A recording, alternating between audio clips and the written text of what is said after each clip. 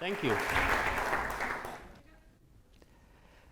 So, welcome. When we think of bullying, we often think of kids using emotional and physical aggression against other kids to make them do what they want them to. But could it be that adults bully as well? And if adults bully, could it be that they're using more implicit ways, more subtle and sophisticated ways to get others to do what they want? Could it be that they pose a dilemma for other people? Be a team member, be one of us, or follow your own moral beliefs and even the law. And since people really want to be part of the group and show their loyalty, they will do a lot to be team members, even break the rules and lie. I call it ethical bullying. And the question is, how can we overcome such ethical bullying? Now, it's important to distinguish between two types of bullying: explicit ethical bullying and implicit ethical bullying. The explicit type is the type of bullying that we know from people like Lance Armstrong or Bernie Madoff. So Lance Armstrong, in order to win races, bicycle races, bullied his team members to take performance-enhancing drugs. According to their testimony, he just told them to. And similarly, Bernie Madoff bullied his employees to do all kinds of financial tricks, like backdating stock options, in order to generate more profits for the company and make investors pour more money into it. In both of these cases, the bullying was very explicit. The person on the top was telling the people in the group what to do. He told them, break the rules. But ethical bullying needs not be so explicit. It could also be more implicit. For example, when a boss reads into an annual report and doesn't like the numbers, so he goes to the accountant and says, can you take another look at these numbers, please? And the accountant goes and takes another good look for a day or two at the numbers to see if they add up correctly. And he comes back to the boss and says, I've checked. The numbers add up. And the boss would look at him, unhappy, and say, can you please double check? Right? Not saying anything explicitly. This person is not saying change the numbers, just check again, sending an implicit message that things can look better. Let me give you another example that I recently heard from an employee of a big cellular company. So in this cellular company, mid-level managers would define the targets for the sales representatives to sell as many extended packages as they could. They had a target, sell 90 extended packages per month, and you'll get a team bonus. Well, that sounds fine, right? We want to motivate employees, and we would give them a goal that they need to reach. But there were two problems with this goal. First, each team of employees would get, per month, only 70 new clients. So even if they would sell extended packages to 100% of these new clients, they would not hit their goal. So problem number one, the goal was completely uncalibrated to reality. The other problem was that employees had no clue about these facts. So there was no transparency. So when you take lack of calibration in the goal and lack of transparency, that's when things go wrong. So how do employees solve such a puzzle, right? They want to get the bonus. Well, I asked, what did they do? They would work really, really hard the whole month and sell as many extended packages as they could. And they would reach the end of the month and they would sum how many extended packages they managed to sell and see the difference.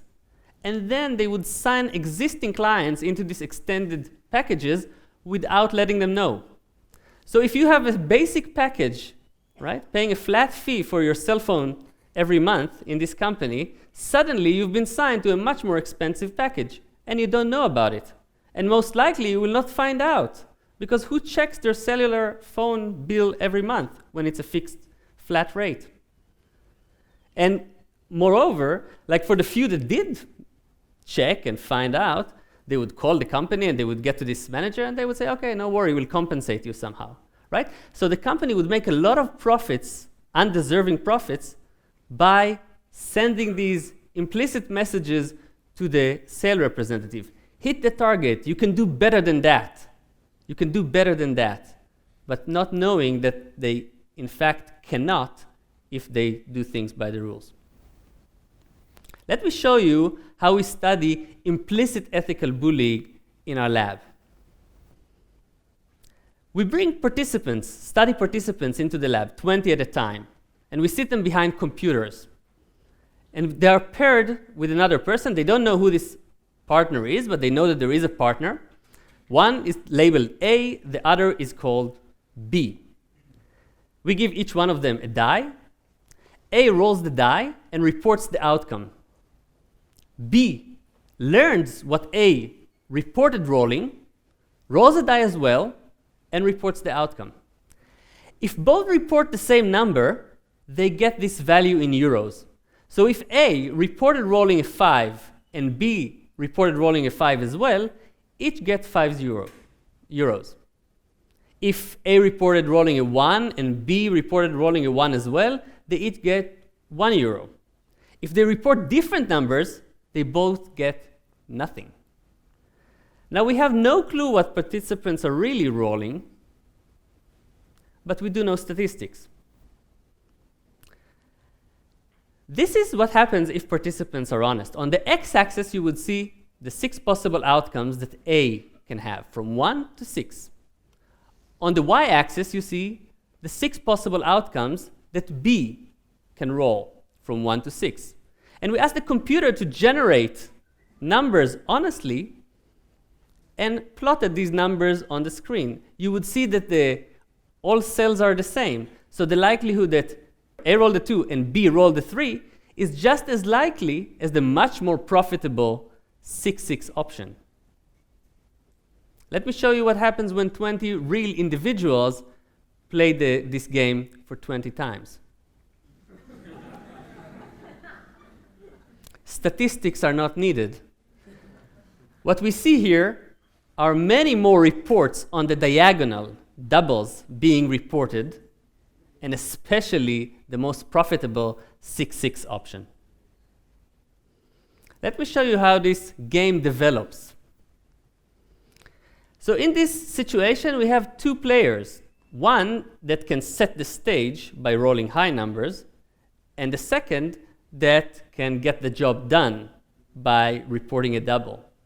Now on the x-axis, you can see the 20 rounds that we have, and on the y-axis, the 6 possible outcomes. A circle is the report of A, and an X would be the report of the second person. And as we can see here, on the first trial, A reported a 6. B matched. On the second trial, again, what do you know? A rolls another 6, and B, perhaps thinks about it a bit, rolls another 6. We had those dyads reporting 20 times double 6. We call them the Brazen Liars, those who shamelessly maximize profit without even thinking about the rules. But there are other types of individuals. For example, you might have situations in which one person is setting the stage all the time. So A reports 20 times 6, but B reports, apparently, honestly reporting 1s and 2s and 3s. At other times, we have a person, A, that is not willing to set the stage, reporting all kinds of outcomes. You see the circles appearing on 1s, 2s, 3s, etc. But B hits a double in every single case. He gets the job done. Let me show you how implicit ethical bullying is shaped in the most beautiful way. In this specific dyad, in the first 5 rounds, A was reporting the value 4, and B matched. By that alone, you understand that B is probably a very eager person that wants to make money. And if you try to put yourself in the shoes of this B person, he might be quite upset because we're leaving money on the table, by A rolling these 4s.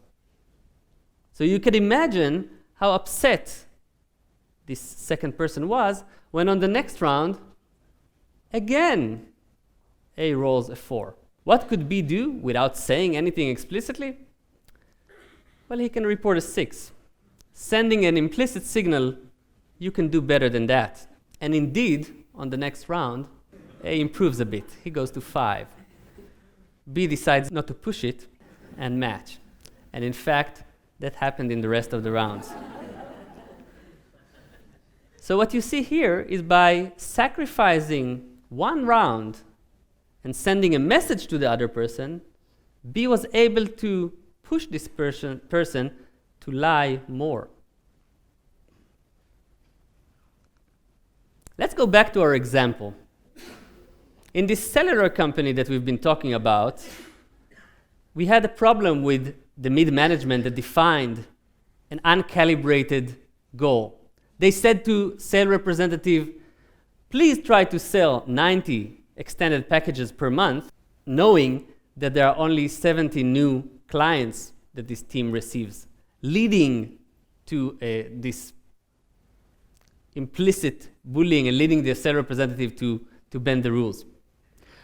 Let's assume that the managers of this company and the people investing in this company and most employees in this company want to do honest business, like most people.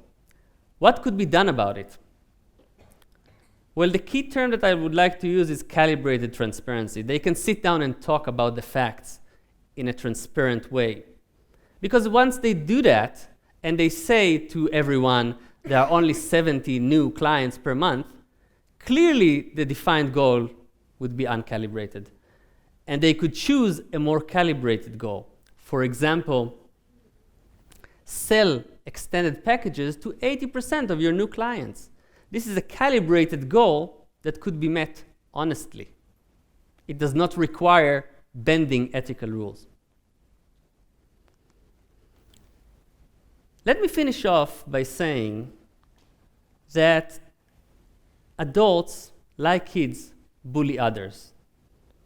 But adults do it in a more implicit way, a more sophisticated way. Adults send others this message.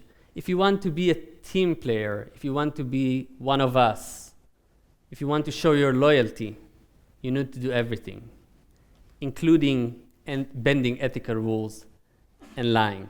And if we want to avoid our organizations from turning corrupt, we should verify that we sit down, calibrate our goals to whatever is feasible, and talk about the facts in a transparent way. Thank you.